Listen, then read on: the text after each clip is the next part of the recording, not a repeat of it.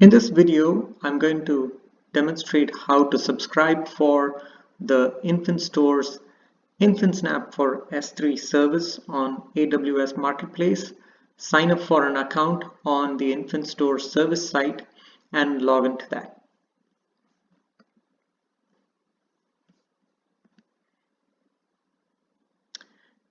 Here I'm in the Marketplace listing for InfinSnap for S3, and as you can see, I'm logged in as my AWS account test customer. I press on continue to subscribe, and when I press subscribe, it pops up and leads me to the InfinStor service website.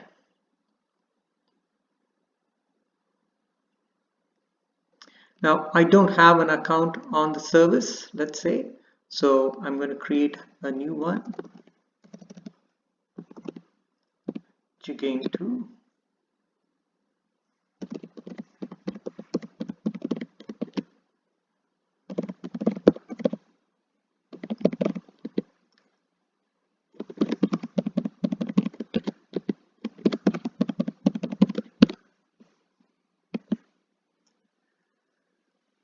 This is two-factor authentication. A verification code is sent to my email address, and let me grab that verification code and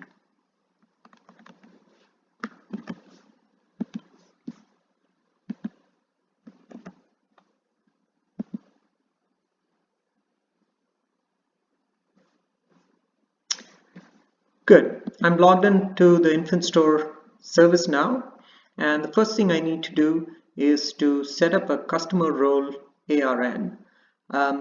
What this is the InfinStor service will enable versioning and set up S3 events for the S3 bucket that you want to have snapshot capability enabled. In order to do this, you need to create a role in your AWS account that allows us, the InfinStor service, to manipulate your bucket in that manner. And that's what this prompt is asking me to do. Let me go ahead and show you how to do that. There are two pieces of information that you need from this web page in order to create that role. I'm going into my AWS console, going to the IAM console, pressing roles. I'm going to create a new role for another AWS account that would be InfinStor's account. I enter the InfinStor's account ID.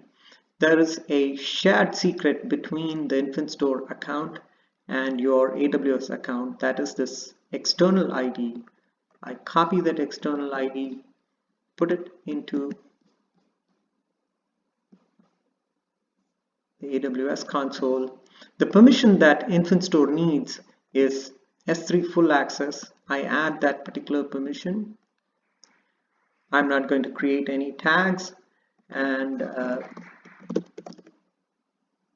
for InfinStor is what I'm calling this role, and I am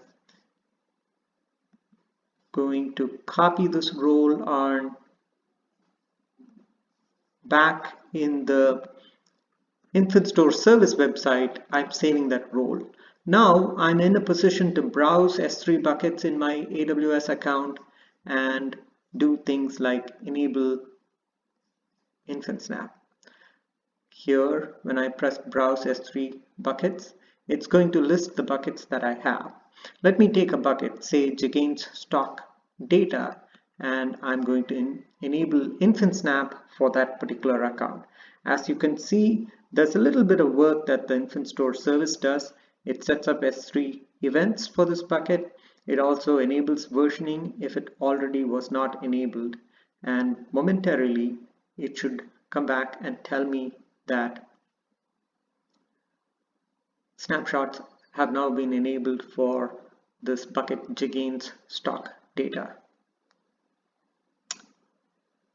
There we go. In the next brief video, I'll show you the power of snapshots and how you can have different points in time view of your bucket.